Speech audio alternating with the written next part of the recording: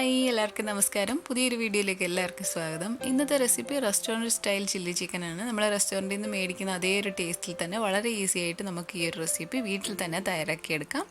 അപ്പോൾ നമ്മൾ റെസ്റ്റോറൻറ്റിൽ നിന്നൊക്കെ മേടിക്കുമ്പോൾ അവർ അജിനോമോട്ടയൊക്കെ ചേർത്തിട്ടായിരിക്കും തയ്യാറാക്കുന്നത്. അപ്പോൾ നമുക്കതൊന്നും ചേർക്കാതെ നല്ല ടേസ്റ്റി ആയിട്ട് വീട്ടിൽ തന്നെ വളരെ ഈസി ആയിട്ട് ഈ ഒരു റെസിപ്പി തയ്യാറാക്കിയെടുക്കാം. ഇത് നമുക്ക് സ്റ്റാർട്ടറായിട്ട് കഴിക്കാം, അതുപോലെ തന്നെ ഫ്രൈഡ് റൈസിൻ്റെയൊക്കെ കൂടെ സൈഡ് ഡിഷായിട്ടും കഴിക്കാം. അപ്പോൾ എങ്ങനെയാണ് ഈ ചില്ലി ചിക്കൻ തയ്യാറാക്കിയെടുക്കുന്നതെന്ന് നോക്കാം. ചില്ലി ചിക്കൻ തയ്യാറാക്കാനായിട്ട് ഞാനിവിടെ 400 ഗ്രാം എല്ലില്ലാത്ത ചിക്കനാണ് എടുത്തിരിക്കുന്നത്. ഇത് ചെറിയ ക്യൂബ് പോലെ ഇതുപോലെ കട്ട് ചെയ്തെടുത്തിട്ടുണ്ട്. നമ്മൾ കട്ട് ചെയ്യുമ്പോൾ ഒത്തിരി അങ്ങ് ചെറുതായി പോരുത്, അതുപോലെ തന്നെ ഒത്തിരി വലുതായും പോരുത്. ഒരു മീഡിയം സൈസിൽ കട്ട് ചെയ്തെടുക്കുക. ഇനി ഇത് നമുക്കൊന്ന് മാരിനേറ്റ് ചെയ്യണം. അതിനായിട്ട് ആദ്യം 1 ടീസ്പൂൺ ഇഞ്ചി വെളുത്തുള്ളി പേസ്റ്റാണ് ചേർത്ത് കൊടുക്കുന്നത്. അതിനുശേഷം 1 ടീസ്പൂൺ സോയ സോസ് ഒഴിച്ചു കൊടുക്കാം. അതിൻ്റെ കൂടെ തന്നെ 1/2 ടീസ്പൂൺ കുരുമുളക് പൊടി, 1 ടീസ്പൂൺ നാരങ്ങയുടെ നീര്. ഞാനിപ്പോൾ ഒരു ചെറിയ നാരങ്ങയുടെ പകുതി നീരാണ് ഇതിൻ്റെ അകത്തിലേക്ക് പിഴിഞ്ഞൊഴിച്ച് കൊടുക്കുന്നത്. അതിൻ്റെ കൂടെ തന്നെ ഒരു മുട്ട പൊട്ടിച്ചൊഴിച്ച് കൊടുക്കാം. അതിനുശേഷം ഇതിൻ്റെ അകത്തിലേക്ക് ഒരു കോട്ടിങ്ങിന് വേണ്ടി നമ്മൾ ഇതിൻ്റെ അകത്തിലേക്ക് 3 ടേബിൾ സ്പൂൺ കോൺഫ്ലോർ, അതായത് ചോളപ്പൊടി ചേർത്ത് കൊടുക്കുന്നുണ്ട്. അതിൻ്റെ കൂടെ തന്നെ 1/4 ടീസ്പൂൺ ഉപ്പും കൂടെ ചേർത്ത് കൊടുക്കാം. ഇതെല്ലാം കൂടെ നന്നായിട്ടൊന്ന് മിക്സ് ചെയ്തെടുക്കാം. കോൺഫ്ലോർ ചേർത്ത് നന്നായിട്ട് മിക്സ് ചെയ്ത് നമ്മളിത് ഫ്രൈ ചെയ്യുമ്പോൾ ഈ ചിക്കൻ ഒരു നല്ല കോട്ടിങ് പോലെ കിട്ടും. അതിന് വേണ്ടിയാണ് നമ്മൾ കോൺഫ്ലോർ ചേർക്കുന്നത്. ഇപ്പോൾ എല്ലാം കൂടെ നന്നായിട്ട് മിക്സ് ചെയ്തെടുത്തിട്ടുണ്ട്. ഇനി ഇത് നമുക്ക് അടച്ചു വെച്ചതിന് ശേഷം ഒരു 30 മിനിറ്റ് ഇതൊന്ന് റെസ്റ്റ് ചെയ്യാൻ വെക്കാം. അപ്പോൾ ഇത് ഇൻഗ്രീഡിയൻസ് എല്ലാം നന്നായിട്ട് ഇത് പിടിക്കും. ഇപ്പോൾ ഒരു 30 മിനിറ്റ് കഴിഞ്ഞിട്ടുണ്ട്. ഇപ്പോൾ നമ്മൾ മാരിനേറ്റ് ചെയ്തെടുത്തിട്ടുണ്ട്. ഇനി ഇത് നമുക്കൊന്ന് ഫ്രൈ ചെയ്തെടുക്കണം. അതിനായിട്ട് ഒരു പാനിലേക്ക് എണ്ണ ഒഴിച്ച് നന്നായിട്ട് ചൂടായി വരുമ്പം നമ്മൾ മാരിനേറ്റ് ചെയ്ത് വെച്ചിരിക്കുന്ന ചിക്കൻ എല്ലാം ഓരോരോ പീസായിട്ട് ഈ ചൂടായ എണ്ണയിലേക്ക് ഇട്ട് കൊടുക്കാം.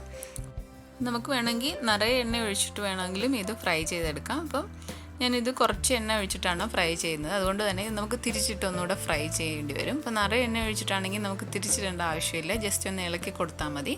ഇതിപ്പോൾ ഒരു സൈഡ് നന്നായിട്ട് ക്രിസ്പി ആയി വന്നിട്ടുണ്ട്. ഇനി ഇത് തിരിച്ചിട്ടിട്ട് നമുക്ക് മറ്റേ സൈഡും കൂടെ നന്നായിട്ടൊരു ഗോൾഡൻ ബ്രൗൺ കളർ ആകുന്നത് വരെ നന്നായിട്ട് ഫ്രൈ ചെയ്തെടുക്കണം. അപ്പോൾ നമ്മൾ ഫ്രൈ ചെയ്യുമ്പോൾ ഒത്തിരി ഹൈ ഫ്ലെയിമിലിടാതെ ഒരു മീഡിയം ഫ്ലെയിമിലിട്ട് നന്നായിട്ട് ഇത് കുക്ക് ചെയ്തെടുക്കണം. ഒരു 6-7 മിനിറ്റ് നന്നായിട്ട് കുക്ക് ചെയ്തെടുക്കണം. കാരണം നമ്മൾ പിന്നീട് ഇത് കുക്ക് ചെയ്യുന്നില്ല, സോസിൻ്റെ അകത്തിലിട്ട് നമ്മൾ നന്നായിട്ട് മിക്സ് ചെയ്തെടുക്കുന്നേ ഉള്ളൂ. അപ്പോൾ നമ്മൾ ഫ്രൈ ചെയ്യുമ്പോൾ മാത്രമാണ് ചിക്കൻ നന്നായിട്ട് കുക്ക് ചെയ്യുന്നത്. ഇതിപ്പോൾ 2 സൈഡ് നന്നായിട്ട് കുക്കായി വന്നിട്ടുണ്ട്. ഇനി നമുക്കൊരു ടിഷ്യൂ പേപ്പറിലേക്ക് മാറ്റാം. ഈ ബാക്കിയുള്ള ചിക്കനെല്ലാം ഇതുപോലെ നന്നായിട്ട് ഫ്രൈ ചെയ്തെടുക്കാം. ഇപ്പോൾ ചിക്കൻ എല്ലാം ഫ്രൈ ചെയ്തെടുത്തിട്ടുണ്ട്. ഇനി ഇത് നമുക്ക് മാറ്റി വെക്കാം. ഇനി വേറൊരു പാൻ വെച്ച് കൊടുക്കാം. അതിലേക്ക് നമ്മൾ ചിക്കൻ ഫ്രൈ ചെയ്തെടുത്ത അതേ എണ്ണ അല്ലെ 2 ടേബിൾ സ്പൂണാണ് ഞാൻ ഈ പാനിലേക്ക് ഒഴിച്ചു കൊടുക്കുന്നത്. ചിക്കൻ ഫ്രൈ ചെയ്തെടുത്ത എണ്ണ ആയതുകൊണ്ട് തന്നെ നല്ലൊരു ഫ്ലേവർ കാണും. ഈ എണ്ണ ചൂടായി വരുമ്പോൾ അതിലേക്ക് 5 വെളുത്തുള്ളി ചെറുതായിട്ട് അരിഞ്ഞ് ചേർത്ത് കൊടുക്കാം. ഇനി നമ്മൾ കുക്ക് ചെയ്യുമ്പോഴെല്ലാം നല്ല ഹൈ ഫ്ലെയിമിൽ ഇട്ടിട്ട് വേണം കുക്ക് ചെയ്യാൻ. എന്നിട്ട് ഒരു 10-15 സെക്കൻഡ് വെളുത്തുള്ളി ചേർത്തതിന് ശേഷം നന്നായിട്ടൊന്ന് ഇളക്കി നന്നായിട്ടൊന്ന് ഫ്രൈ ചെയ്ത് എടുക്കാം.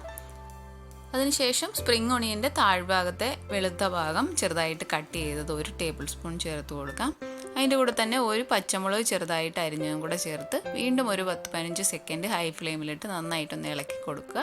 നമ്മുടെ കയ്യിൽ ഇരുമ്പിൻ്റെയൊക്കെ പാത്രം ഉണ്ടെങ്കിൽ ഈ ഒരു റെസിപ്പി ഇരുമ്പിൻ്റെ പാത്രത്തിൽ ചെയ്താൽ നല്ലതായിരിക്കും.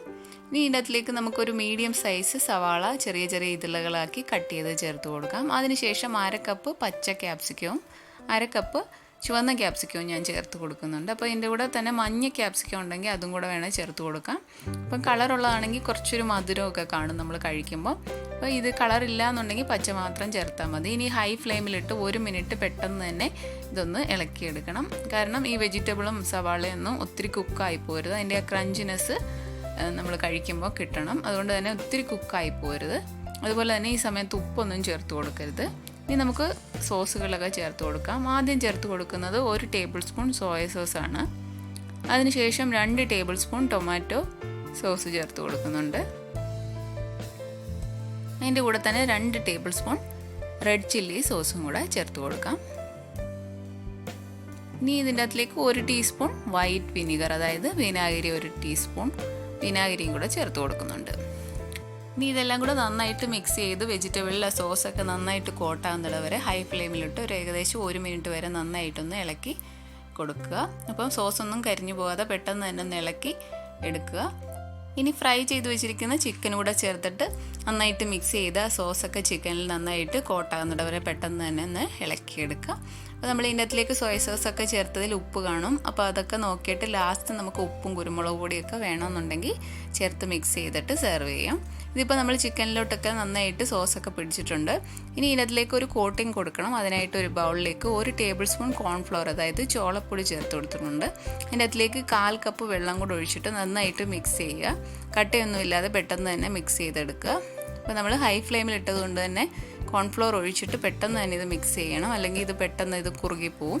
അതുകൊണ്ട് തന്നെ പെട്ടെന്ന് ഇളക്കി കോൺഫ്ലവറിൻ്റെ മിക്സ് നന്നായിട്ട് പിടിക്കുന്നത് വരെ ഇളക്കി കൊടുക്കുക.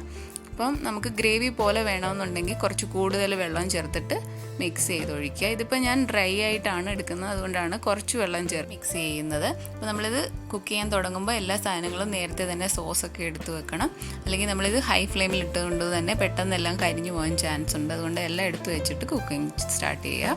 ഇനി ഇതിലേക്ക് കുറച്ച് സ്പ്രിംഗ് ഒണിയൻ കൂടെ ചേർത്തിട്ട് നന്നായിട്ട് മിക്സ് ചെയ്തിട്ട് തീ ഓഫ് ചെയ്ത് കൊടുക്കാം. അപ്പോൾ ഇതെല്ലാം കൂടെ നന്നായിട്ട് മിക്സ് ആയിട്ട് വരുമ്പോൾ തന്നെ തീ ഓഫ് ചെയ്ത് കൊടുക്കാം, കാരണം ഇത് നന്നായിട്ട് ഡ്രൈ ആയി വന്നിട്ടുണ്ട്. ഇനി ഒത്തിരി നേരം തീ ഓണാക്കി വെക്കേണ്ട ആവശ്യമില്ല. അപ്പോൾ നമ്മൾ ചിക്കനൊക്കെ ഒന്ന് ഫ്രൈ ചെയ്തെടുക്കുന്നത് താമസമേ ഉള്ളൂ, ബാക്കിയെല്ലാം നമുക്ക് വളരെ പെട്ടെന്ന് ചെയ്തെടുക്കാം. അങ്ങനെ നല്ല ടേസ്റ്റി ആയിട്ടുള്ള restaurant style chilli chicken ready ആയിട്ടുണ്ട്.